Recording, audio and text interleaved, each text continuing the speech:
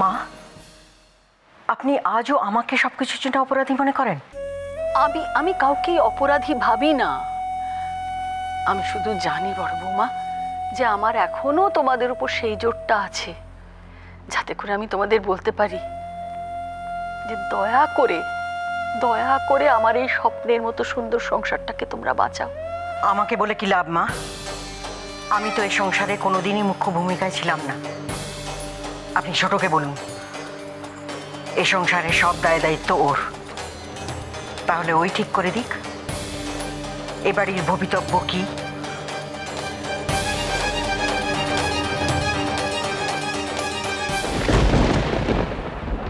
ঠাকুরজি, মনে হচ্ছে চোরাবালিতে ঘর বেঁধেছি আমি। ক্রমশ আলগা হয়ে যাচ্ছে এই সংসারের ভিত। এখন ইন্দুই ভরসা। ও পারবে এই ঝড় থামাতে। একটা ক্লু যখন পাওয়া গেছে ছোট বৌদি, তখন আশা করছি আর কিছুক্ষণের মধ্যে আপনাকে একটা পজিটিভ খবর দিতে পারবো। হ্যাঁ, কিন্তু যে বুথটা থেকে ফোন করেছিল সেটার কোনো লোকেশন জানতে পারলে? সেটা পাওয়াটা খুব একটা কঠিন ব্যাপার নয় ছোট বৌদি। আমি লোকাল পুলিশ স্টেশনের সঙ্গে যোগাযোগ করেছি, সেরাম বুঝলে ওদের ফোর্স পাঠাতে বলছি। আচ্ছা বেশ, তুমি ওদিকটা দেখো আর আমি এদিকে অলির বন্ধু বান্ধবদের সঙ্গে যোগাযোগ করার চেষ্টা করছি। ওকে ছোট বৌদি, ওকে। অভ্র। হ্যাঁ ছোট মা। তোমাকে যে অলির বন্ধুদের কাছে খোঁজ নিতে বলেছিলাম, নিয়েছিলে? ছোট মা, আমার কাছে ওর বন্ধু যাদের নাম্বার আছে আমি সবাইকে কল করেছি, কিন্তু তাদের কাছ থেকে কিচ্ছু জানতে পারা গেল না। ইনফ্যাক্ট যাদের বাড়ি চিনি তাদের বাড়ি থেকেও খোঁজ নিলাম, তারা ওই একই কথা বলছে, ওরা কিচ্ছু জানে না। আর ঝিলমিল যে পিঙ্কি নামের কারো একজনের কথা বলছিল? ছোট মা, ওর কাছেও খোঁজ নিয়েছি, বাট সেম আনসার, কিচ্ছু জানে না ওরা। ছোট মা, আমি একবার বেরোচ্ছি অলির খোঁজ নিতে। অরূপ, সাত্তকী আর পার্থ গেছে, তুমি আলাদা করে কি খোঁজ নেবে ওর? জানি না, কিন্তু এইভাবে বাড়িতে বসে থাকা অসম্ভব। আচ্ছা ছোট মা, একটা কথা বলুন তো, আপনি কি কোনোভাবে আন্দাজ করতে পারছেন যে অলি হঠাৎ করে এরকম একটা কাজ কেন করলো? অরূপ, আমি মা হয়ে এত শক্ত আছি, তুমি যদি এত অস্থির হয়ে যাও তাহলে কি করে হবে? কিন্তু ওর যদি কোনো বিপদ হয় ছোট মা?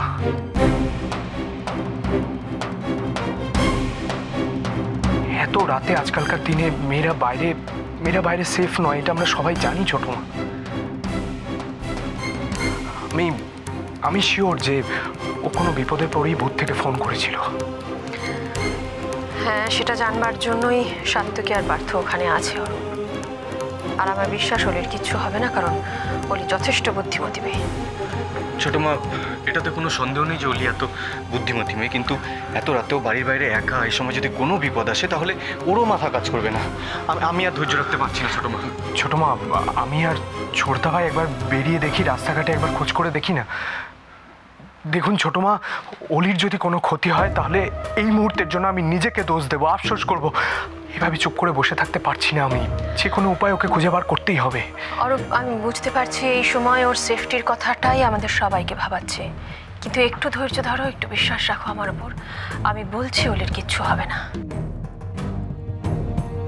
বিপদ তো আসবেই অরূপ, কিন্তু প্রত্যেকের হাত শক্ত করে ধরে রাখো। দেখো, যে ঝড়ই আসুক না কেন, সামলানো সহজ হবে।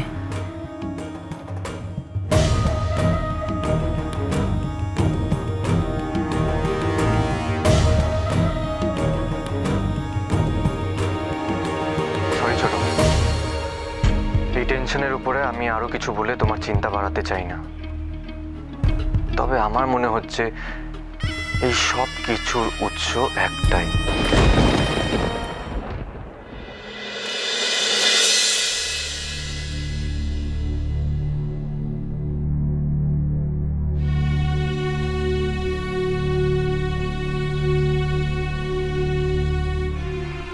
অলির কোনো খোঁজ পাওয়া গেল দাদা?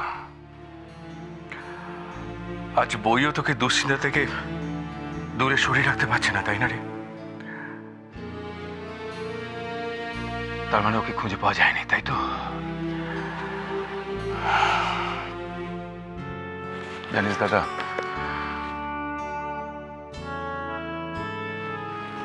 এতক্ষণ ধরে আমি ভাবছিলাম যে ইন্দু কেন খোঁজ রাখেনি, অলি কোথায় গেছে। ওর তো জানা উচিত ছিল অলি কখন বেরোচ্ছে, কোথায় বেরোচ্ছে।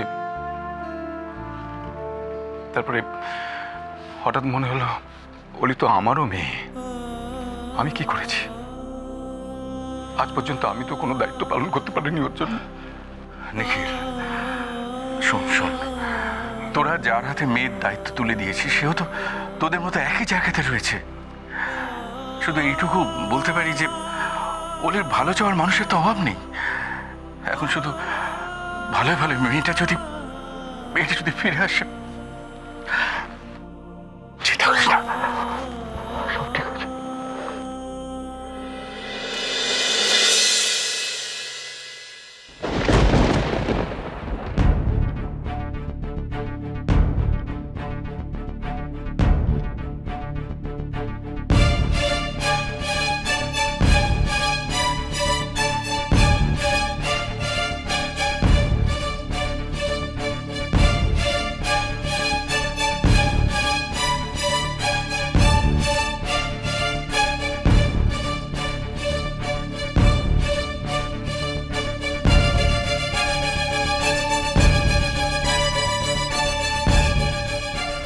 ওষুধ খেয়েছিলে? সেটা আমি জানানোর দরকার মনে করি না। আর যেখানে আমি বেঁচে আছি না মরে গেছি সেটা নিয়ে যখন কারোর কোনো মাথা ব্যথা নেই, সেখানে আমি ওষুধ খেয়েছি কি খাইনি সেটা নিয়ে কারোর কোনো আধিক্যতা দেখানোর কোনো প্রয়োজন নেই।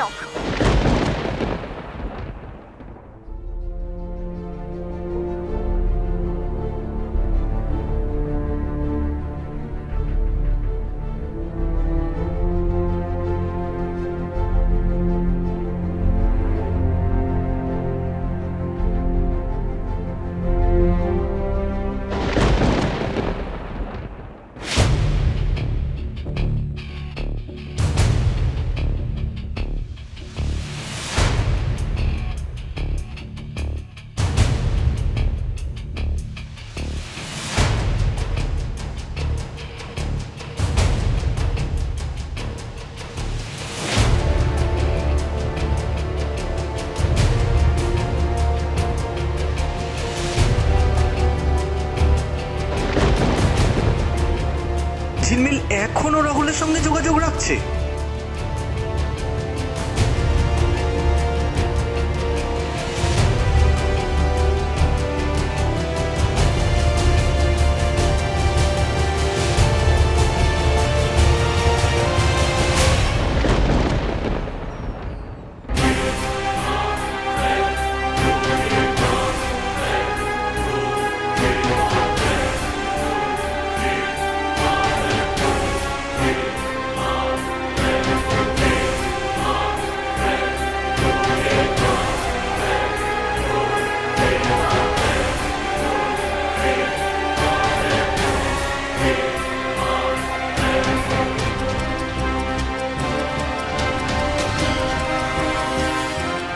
রাহুল এতবার ঝিলমিলকে ফোন করেছে কেন?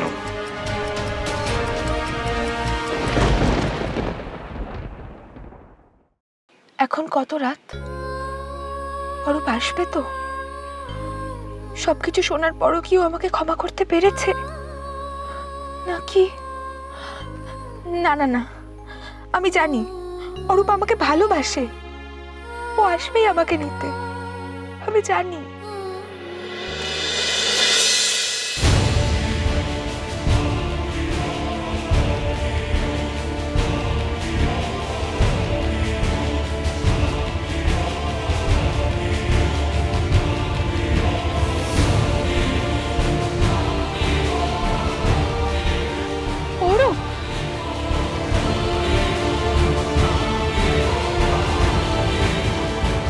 জানো না আমার এখানে কি ভয় করছিল একা।